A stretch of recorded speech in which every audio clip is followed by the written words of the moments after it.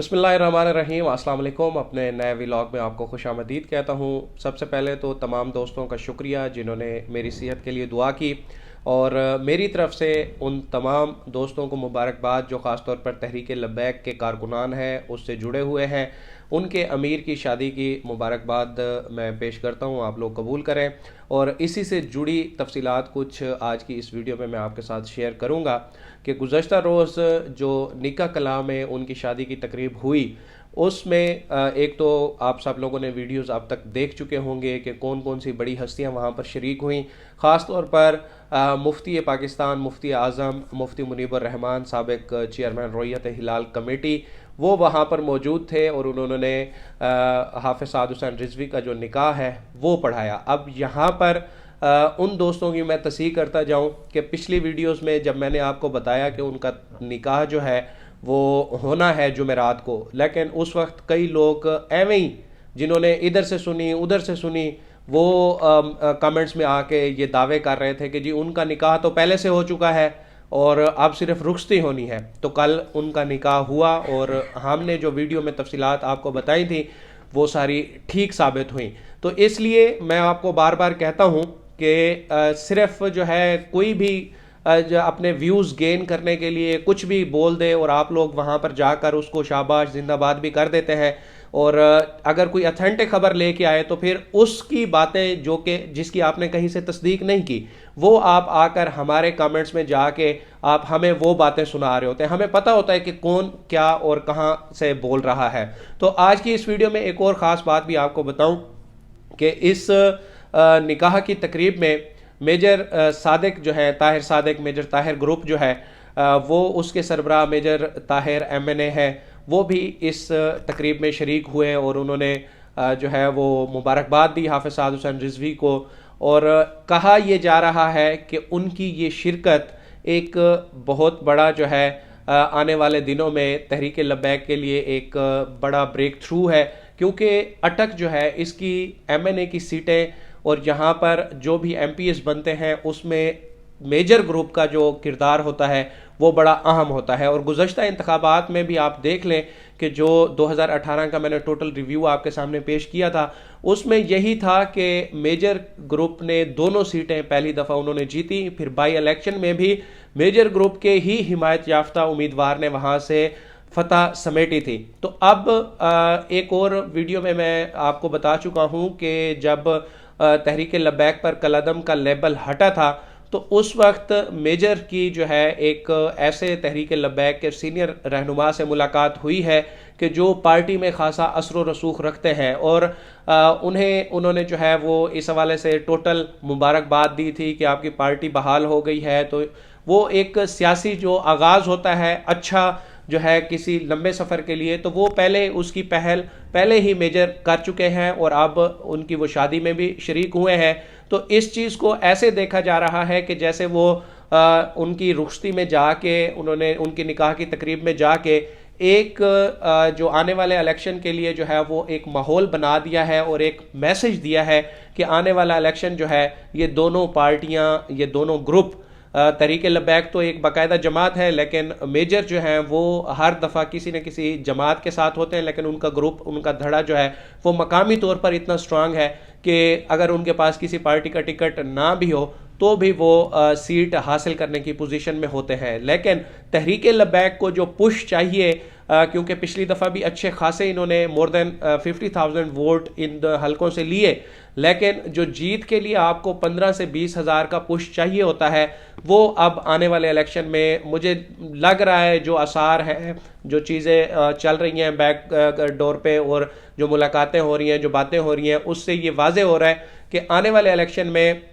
Major group और तहरीक लब्बैक के जो कैंडिडेट्स होंगे वो शायद कोई ना कोई सीट एडजस्ट इनके दरमियान हो जाए, MNA के लेवल पे या फिर MPA के लेवल पे। और यहाँ पर पहले भी जो इंजीनियर हफीज़ुल्लाह साहब हैं उन्होंने अच्छे खासे वोट लिए थे, और अब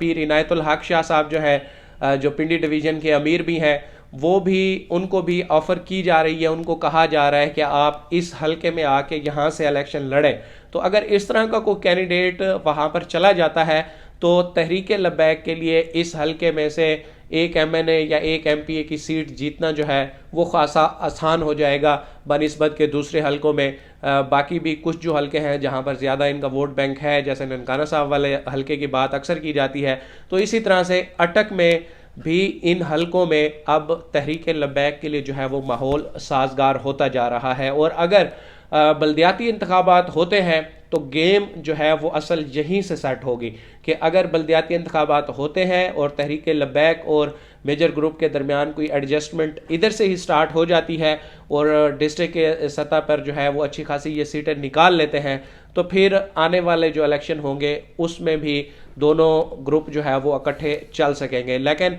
अभी तक जो है वो मेजर ग्रुप जो है वो PTI के साथ भी खड़ा हुआ है। गो के जब 2018 के बाद यहाँ पर बाई इलेक्शन हुए थे तो तब वज़ीर आज़म इमरान खान चाह रहे थे कि यहाँ से जो दूसरा हलका खाली किया था मेजर ताहिर ने, वहाँ पे अमीन असलम को टिकट दिया जाए, लेकिन जो मेजर ताहिर हैं वो इस चीज़ पर एग्री नहीं हुए थे और उस वक्त कुछ रंजिश भी हुई पार्टी में, within the party major की और PTI की। लेकिन बाद में इनकी मुलाकात भी हुई वज़ीर आज़म इमरान खान से और खबरें ये आई कि वो सारी चीज़ें जो है वो ख़त्म हो चुकी हैं और अब पार्टी में जो है इनके अच्छे ताल्लुकात हैं। लेकिन ये चौधरी बरादरान के भी बहुत करीब हैं, उनके फैमिली टर्म्स हैं इनके साथ, तो इसलिए ये सियासी तौर पर एक मजबूत कद काट रखने वाले इंसान है और तहरीक लब्बैक के साथ मिलकर आने वाले इलेक्शन में भी अटक में जो है ये अपनी एक डोमिनेंसी जो है वो आपको नज़र आएगा कि वो बरकरार रखते हुए हमें नज़र आएंगे। अब थोड़ी सी बात कर लेते हैं कि जो तहरीक लब्बैक के अमीर का वलीमा होना है सब्ज़ाज़ार स्टेडियम में, उसके हवाले से जो है कुछ पहले खबरें आ रही थी कि मीनार पाकिस्तान ग्राउंड में जो है इन्होंने इजाज़त मांगनी है और वहाँ पर वलीमा करना है। तो कल जो गुज़श्ता रात एक हमारे दोस्त हैं बड़े अच्छे करीबी, वो इस निकाह की तकरीब में भी शरीक थे, तो उन्होंने बताया कि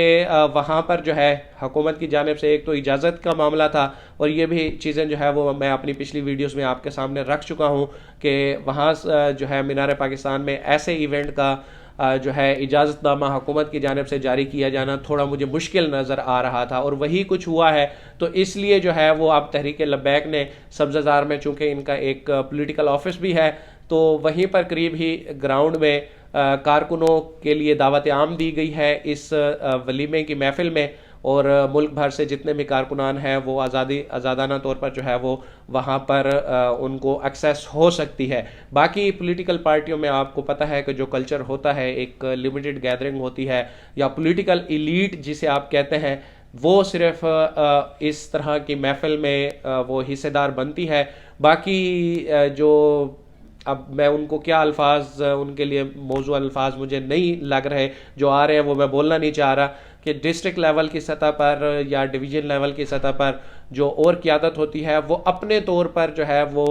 इस तरह की महफिल का इनेकाद करते हैं कि उन्होंने वलीमे की महफिल का इनेकाद करते हैं, फिर वहाँ के जो मकामी कारकुनान होते हैं वो फिर उसमें शिरकत कर लेते हैं। लेकिन बराह रास्त आप मरकज़ की जानिब से इस तरह का दावतनामा देना एक कारकुनों को अपने साथ जोड़े रखने के हवाले से एक अच्छी उन्होंने एक जेस्चर दिया है, क्योंकि लोग इस हवाले से बार बार पूछ भी रहे थे कि दावत वलीमा कहाँ पर होगी और उसमें कौन कौन इनवाइटेड होगा, क्या कारकुनों को वहाँ पर जाने की इजाज़त होगी या नहीं होगी। तो अब ये चीज़ ओपन है और इसका बाकायदा ऐलान भी किया जा चुका है कि 6 तारीख को जो है 6 फरवरी को ये वलीमा होगा, क्योंकि कल 5 फरवरी की जो रैली होनी है दाता दरबार से खादिम हुसैन रिजवी साहब के मज़ार तक,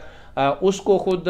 जो है वो साद हुसैन रिजवी लीड करेंगे। तो कल चूँकि एक बड़ा इवेंट है, उस इवेंट के बाद फिर परसों जो है ये वलीमा है और आने वाले हफ्ते के दौरान भी शायद इसी चीज़ पे ही डिस्कशन चलती रहे। तो ये कुछ डिटेल्स थी जो मैंने आपके सामने रखना थी। अब तक के लिए इतना ही, मुझे दीजिए इजाज़त। अल्लाह हाफ़िज़।